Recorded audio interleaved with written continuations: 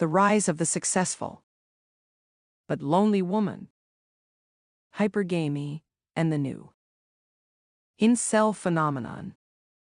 In the world of human mating and relationship dynamics, few concepts are as misunderstood and as controversial as hypergamy. Hypergamy, simply put, is a biological and evolutionary tendency where women are instinctively drawn to partners who are of higher status, socially, financially, or in terms of personal power, than themselves. While this impulse once served a survival purpose in primitive societies, today it manifests in more nuanced modern ways. And the results, particularly in the West, are creating a new and unexpected social phenomenon: highly successful women who are unable to find a partner they deem worthy. By Dad. Hypergamy in the modern age.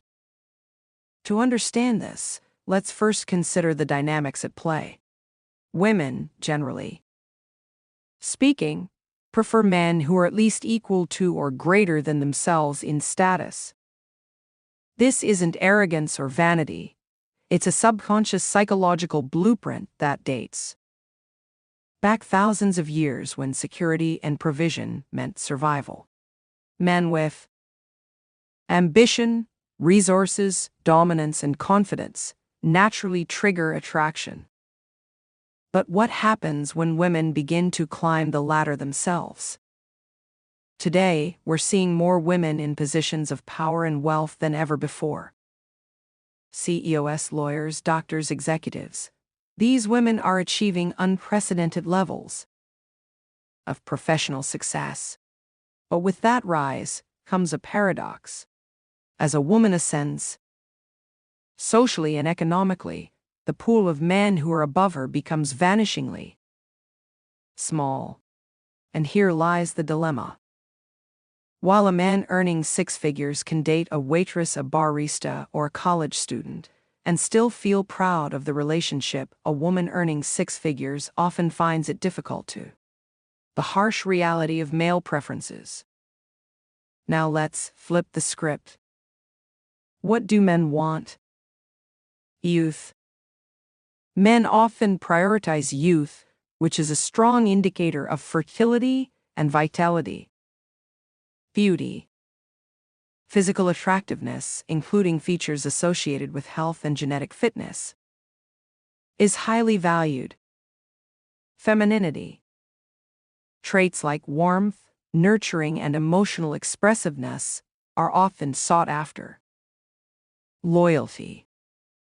Commitment, trustworthiness, and fidelity are crucial for long-term partnership.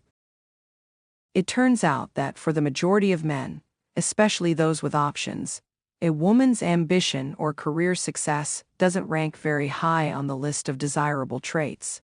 Surveys and psychological studies consistently show that men prioritize youth, beauty, femininity, and loyalty far more than status or power.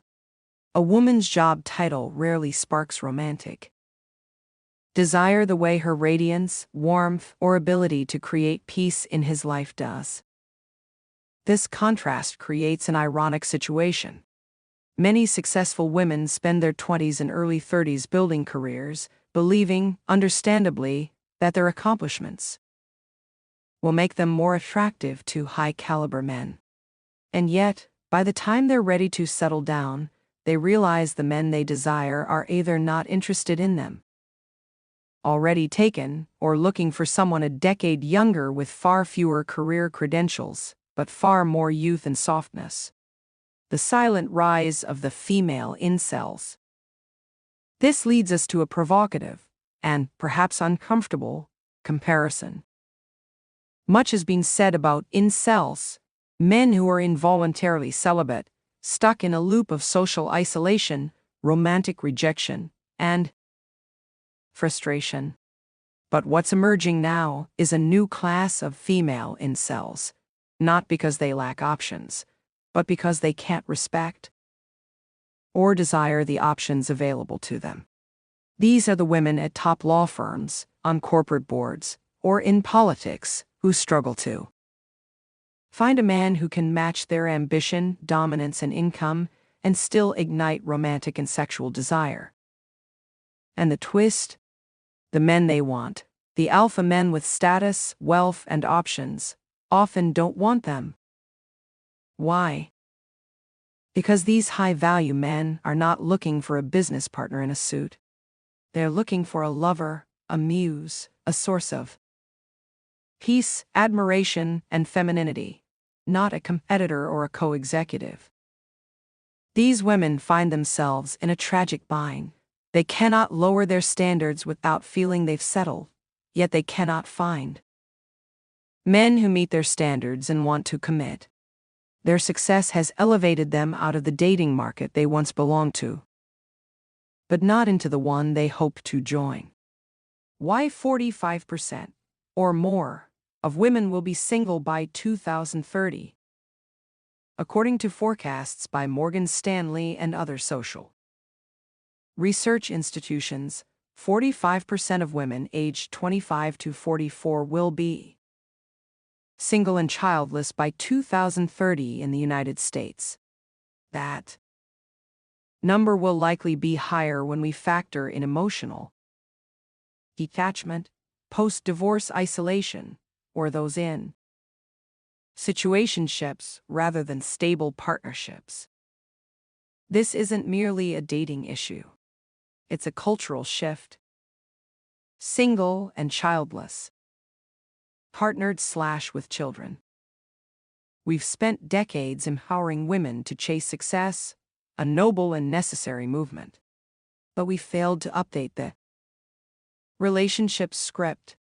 We told women they could have it all, but we didn't explain that high achievement can sometimes limit romantic options if not balanced with emotional intelligence, polarity, and relational awareness.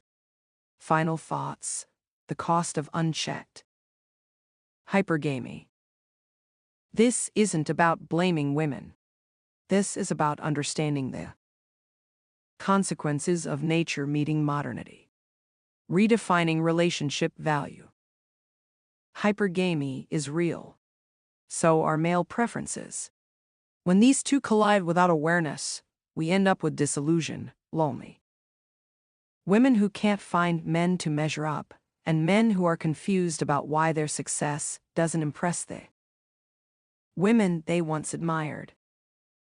In the end, the solution lies not in shaming ambition, but in redefining what true relationship value is, for both genders. It means encouraging emotional polarity, redefining respect, and teaching both men and women how to connect in deeper, more biologically and psychologically congruent ways. Otherwise, the future will be filled with more luxury handbags, more corporate promotions, and more silent, tear-filled evenings in empty apartments.